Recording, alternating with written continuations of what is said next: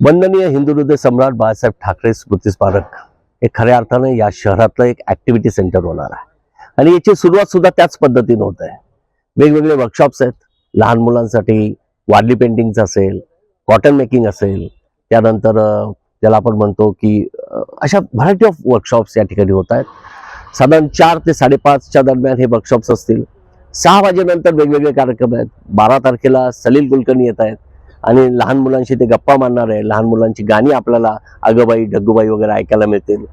13 तारखेला तुम्हाला माहिती असतील बोलक्या बाहुल्यांचा जो प्रयोग आहे ते पाध्ये या ठिकाणी येत आहेत. 14 तारखेला पी सरकारचा जादूचा शो आपल्याला बघायला मिळणार आहे. याशिवाय या संपूर्ण उद्यानामध्ये 3 इडियट्स ह्या पिक्चर मधले जी काही वेगवेगळी इन्स्ट्रुमेंट्स होती तो खरा रॅन्चो या ठिकाणी येणार आहे. तुम्हाला करीना कपूरची स्कूटर सुद्धा चक्कीवाली बघायला मिळेल. वेगवेगळे इन्स्ट्रुमेंट्स बघायला मिळतील, त्याच्याशी खेळायला मिळेल. या व्यतिरिक्त आपल्याला ह्या उद्यानात असलेलं जे ॲडव्हेंचर पार्क आहे, जे अत्यंत महत्वाचं असं ॲडव्हेंचर पार्क हे अनुभवायला मिळेल.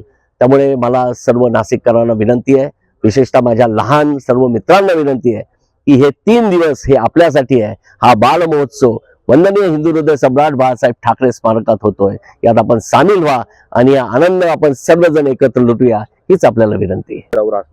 निश्चितपणे या ठिकाणी माननीय हिंदू हृदय सम्राट बाळासाहेबांचा होलोग्राफिक होणार आहे आणि यासाठी संपूर्ण निधी माननीय एकनाथ शिंदे साहेब यांनी त्यांच्या नगरविकास च्या माध्यमातून दिला आहे. त्याचे भूमिपूजन इथे होणार आहे. त्यासाठी माननीय साहेब ह्या आठवड्यात या ठिकाणी एक्सपेक्टेड आहे. मला नाशिककरांना सांगायला आनंद होईल की हे होलोग्राफिक असं आहे, हे असं तंत्रज्ञान आहे की ज्यात प्रत्यक्ष बाळासाहेब भाषण करतील. तुम्ही त्यांना प्रश्न विचारू शकाल, त्यांच्यामुळे तुम्ही फोटो काढू शकाल. वंदनीय बाळासाहेबांचे ते विचार तुम्ही आज अनुभवू शकाल. मला वाटतं की हिंदुत्वाचा जो आपला विचार आहे हा आपल्याला या ठिकाणी ऐकायला मिळेल. मराठी तरुणाला उभारी देणारे त्यांचे जे शब्द आहेत हे तुम्हाला ऐकायला मिळतील. प्रत्यक्ष बाळासाहेबच अनुभवायला मिळतील. तर याची सुद्धा सुरुवात माननीय एकनाथ शिंदे साहेबांच्या हातून होणार.